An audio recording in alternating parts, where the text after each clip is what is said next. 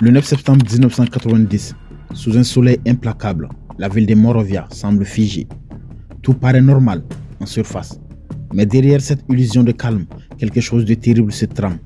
Samuel Doe, président du Libéria, homme fort autrefois adulé par la foule, quitte les murs épais de son palais pour répondre à une invitation diplomatique.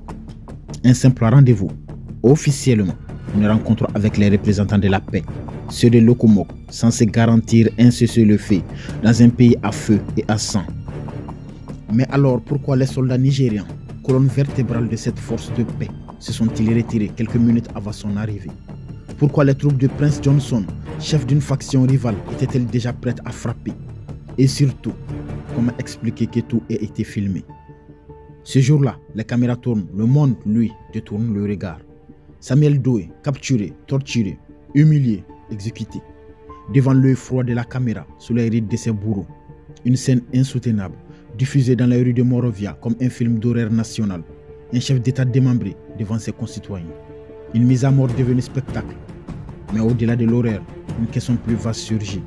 Comment un tel cauchemar a-t-il pu advenir? Qui était réellement Samuel Doe?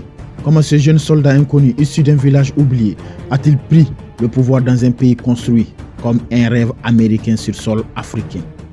Pourquoi les États-Unis ont-ils soutenu sa dictature pendant des années? Quelles fractures ont transformé le Libéria en un laboratoire de chaos?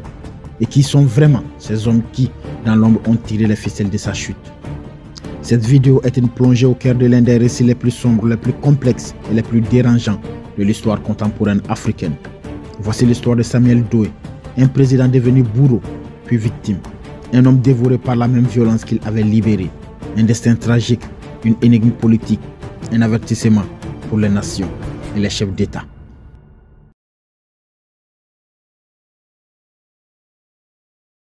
Le Libéria ne ressemble à aucun autre État africain.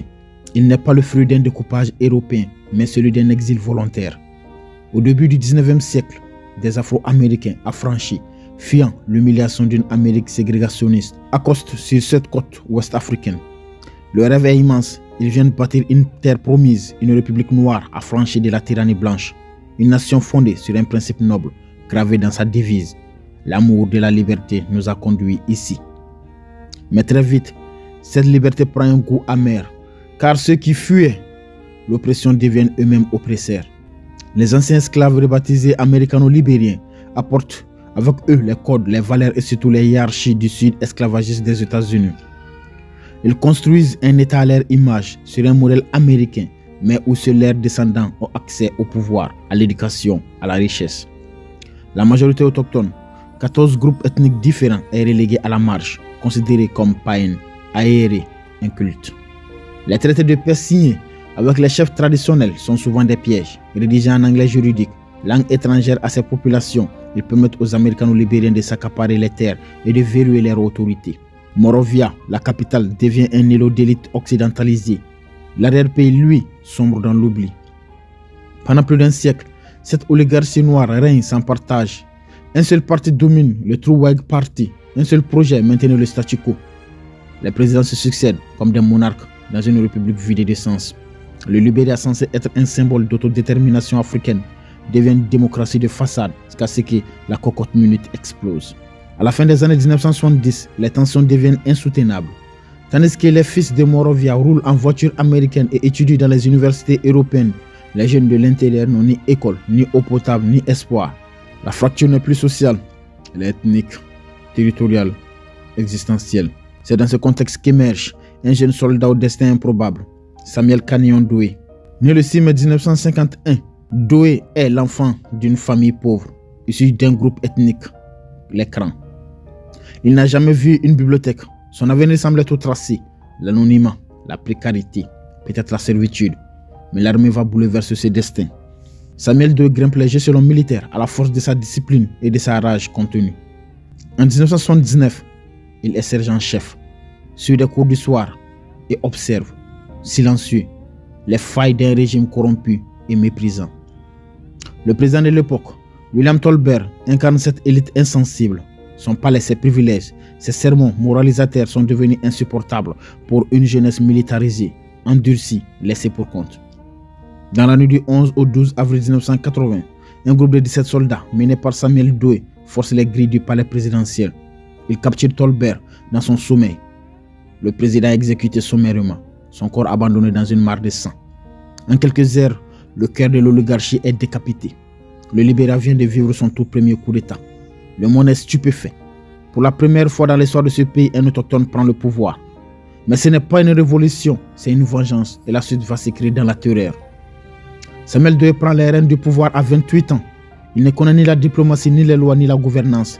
Il connaît la colère. Il gouverne d'abord comme un vengeur, puis comme un tyran. En moins de 2 semaines, 13 anciens ministres sont traînés sur une place de Monrovia et exécutés publiquement devant les caméras. Les Libériens applaudissent. Pour les habitants de l'intérieur du pays, l'ascension de Doe était perçue comme une revanche historique. Il fut accueilli comme le rédempteur du peuple. Mais très vite, la peur s'installe. Samuel Doe instaure un régime de plus en plus autoritaire, s'appuyant sur son groupe ethnique, les Krans, qu'il place à tous les postes stratégiques. Il s'entoure de milices brutales, il torture ses opposants, il truque les élections, il pactise avec les États-Unis, qui ferment les yeux en échange de sa fidélité pendant la guerre froide.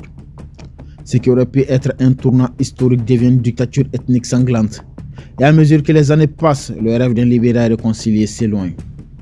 Alors que la guerre froide battait son plein, le Libéria s'est rapproché des États-Unis. Samuel Doe, qui avait initialement montré un intérêt pour la Libye de Kadhafi, devint un allié fidèle de Washington. En 1982, il fut reçu par Ronald Reagan à la Maison Blanche. L'image est frappante. Dans les jardins de la Maison Blanche, un dictateur militaire devient allié officiel du monde libre. Entre 1981 et 1985, le Libéria, pays minuscule de la côte ouest africaine, devient paradoxalement le premier bénéficiaire de l'aide américaine dans toute la région. Pourquoi? Les installations de communication stratégique américaines, la proximité maritime, la présence de la Firestone et l'ambition d'étouffer l'influence soviétique expliquent ce favoritisme. Mais ce pactole venu de l'étranger n'apporte pas la paix. Bien au contraire, tandis que les caisses de l'État se remplissent, le pays sombre. La corruption devient systémique. Les droits humains sont piétinés. Les arrestations arbitraires et les exécutions extrajudiciaires se multiplient. Samuel Doe gouverne par la terreur, entouré d'un clan militaire, replié sur sa propre ethnie, les Krans. Les opposants sont traqués, torturés, parfois éliminés. L'argent de l'aide sert à consolider un pouvoir de plus en plus brutal. Sous la pression croissante de la communauté internationale, les États-Unis eux-mêmes commencent à se désolidariser. Il faut un semblant de démocratie pour sauver les apparences. Alors Samuel Doe cède. En 1984, une nouvelle constitution est adoptée par un référendum. Les partis politiques sont de nouveau autorisés, les élections annoncées. Mais la mascarade est déjà écrite. En 1985, le pays organise ce qui aurait pu être un tournant historique. Des élections générales ont lieu. Et tout porte à croire que le Parti libérien du travail, dirigé par Jackson Doe, sans lien de parenté, les a remportés. Mais le pouvoir ne veut pas lâcher prise. Le Parti démocratique national du Libéria, NDPL, créé par Samuel Doe lui-même, est déclaré vainqueur avec plus de 50% des voix. Observateurs étrangers, diplomates, journalistes tous crient à la fraude. Mais Washington ferme les yeux. Il faut sauver les soldats Doe, maintenir la stabilité, préserver les investissements. Et ainsi, dans une cérémonie glaciale, Samuel Doe prête serment. Officiellement président de la Deuxième République, mais désormais prisonnier de son propre mensonge. Le pays, lui, continue de s'enfoncer. La fracture ethnique s'aggrave, la misère s'étend, les murmures de révolte deviennent des cris.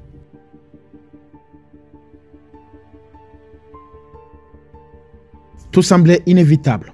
Le pouvoir accaparé avait fini par perdre toute légitimité. L'économie s'effondrait, la peur s'installait. Et au cœur de cette poudrière silencieuse, les vieilles blessures ethniques se rouvraient. C'est dans cette atmosphère lourde, étouffante que le Libéria bascula. Le comté de Nimba, l'intercelle au nord-est du pays, cette région paisible abritait les ethnies Kio et Manu. Historiquement marginalisées, elles vivaient dans l'ombre d'un régime dominé par les Krans, l'ethnie du président Samuel Doe. À mesure que le pouvoir se fragilisait à Monrovia, l'armée libérienne, minée par la paranoïa, transforma la province de Nimba en théâtre de représailles impitoyables. Des centaines de civils furent massacrés, des villages entiers incendiés. Les témoignages parlent de femmes violées, de vieillards battus, d'enfants abattus à bout portant. Les cris de douleur furent étouffés par le silence d'un régime qui se croyait invincible. Mais ces représailles avaient planté les graines d'une haine irréversible. À Nimba, une idée nouvelle s'enracinait dans les esprits, la vengeance. Pendant ce temps, l'État s'écroulait. En 1987, la faillite n'était plus qu'une hypothèse. Elle était visible dans chaque rue de Morovia. L'inflation galopait. Les fonctionnaires n'étaient plus payés. Les écoles fermées. Les routes rongées par les pluies devenaient impraticables. La capitale sombrait dans le chaos. Pendant que les officiels du régime se disputaient les miettes de l'aide étrangère. Et comme si le destin conspirait contre le pays, le contexte international bascula. La guerre froide s'achevait. Washington, qui autrefois avait fait de Samuel II un allié stratégique contre le communisme, tourna les talons. Le Libéria n'était plus utile. Le président libérien, autrefois accueilli en grande pompe à la Maison Blanche, se retrouva seul, isolé, vulnérable. C'est alors qu'émergea une figure que tout le monde croyait disparue. Charles Taylor, ancien ministre du régime. Taylor avait fui le pays quelques années plus tôt. Devenu un fugitif, il aurait même été incarcéré aux États-Unis pour détournement de fonds, avant de s'échapper dans des conditions obscures. Il est refait surface à la frontière ivoirienne où il lève une armée avec des soutiens mystérieux, notamment libyens et burkinabés. Taylor fonde le Front National Patriotique du Libéria, NPFL. Son objectif est clair, faire tomber Samuel Doe.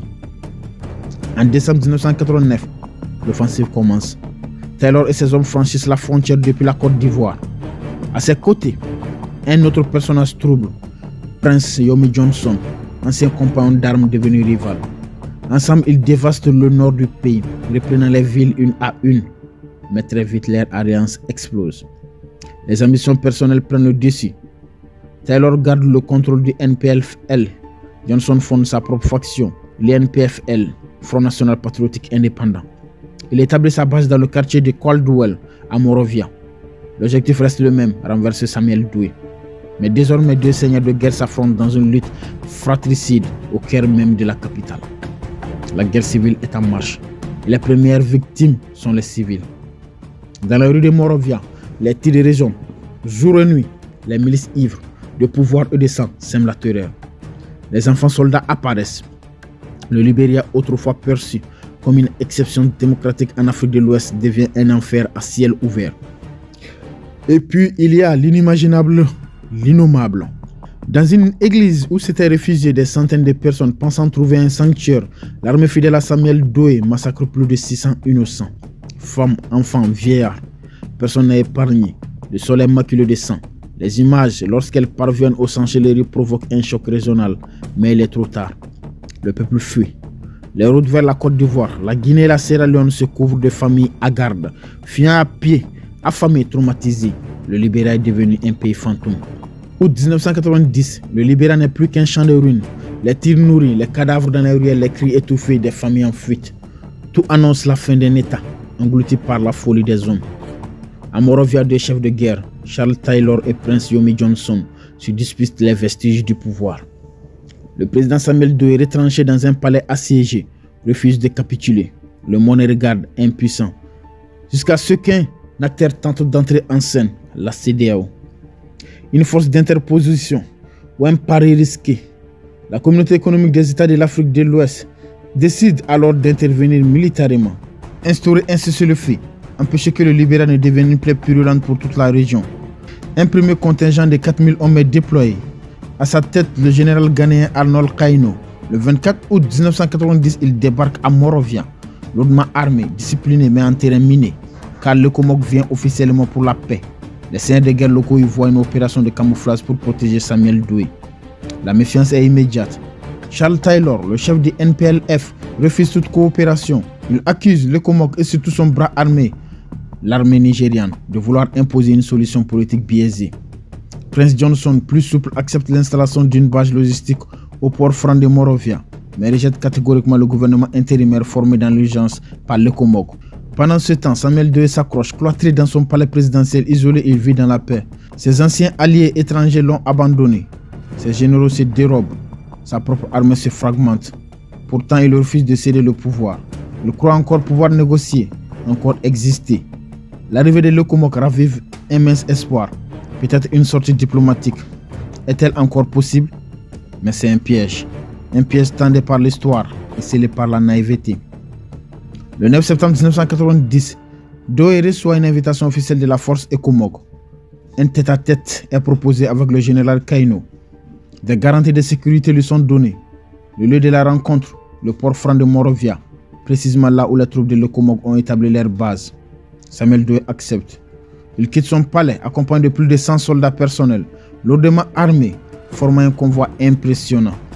Mais arrivant au port, quelque chose cloche. Les troupes nigérianes, colonne vertébrale de Locomog, sont mystérieusement retirées. Seule une petite unité gambienne demeure sur place, trop petite pour dissuader quiconque. Samuel Doe, sans méfiance apparente, entre dans le bureau du général Kaino, pensant toujours qu'il a un rôle à jouer. À l'extérieur, ses gardes l'attendent méfiants, mais la tension monte. Quelques instants plus tard, l'enfer se déchaîne. Les hommes de Prince Johnson attaquent. Fusillade, cris, confusion totale. Les soldats de Samuel Doe tentent de riposter, mais ils sont submergés.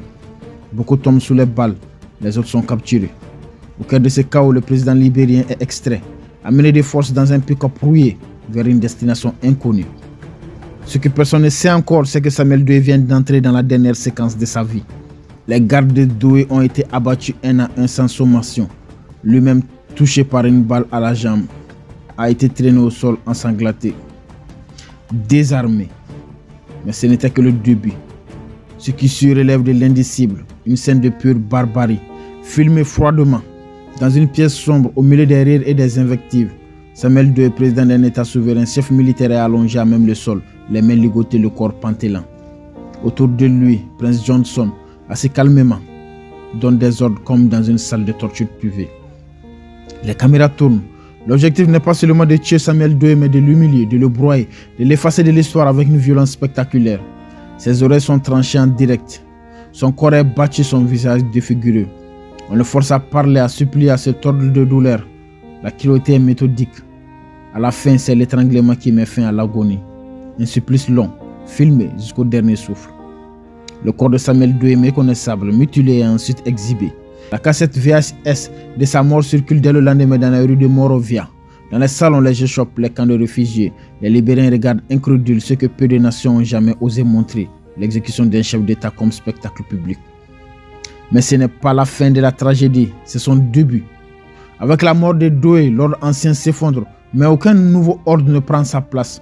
L'anarchie gagne du terrain, la guerre civile libérienne déclenchée dans la fureur se poursuivra encore 13 longues années, traversées de massacres, de pillages, de milices incontrôlées, de terreur ethnique. Le bilan est effroyable. Plus de 250 000 morts, des millions de déplacés, une génération sacrifiée. L'éducation s'arrête, l'économie disparaît, les enfants naissent avec des armes en main. Le Libéria devient un champ d'expérimentation pour les pires instincts de l'humanité. Et les bourreaux, Prince Johnson, l'homme qui a personnellement supervisé la torture de Samuel Doe, quitte le pays. Quelques mois plus tard, comme si de rien n'était. Il reviendra plusieurs années plus tard, non pas en fugitif mais en sénateur de la République. Une démocratie de cendres où les anciens seigneurs de guerre siègent au Parlement.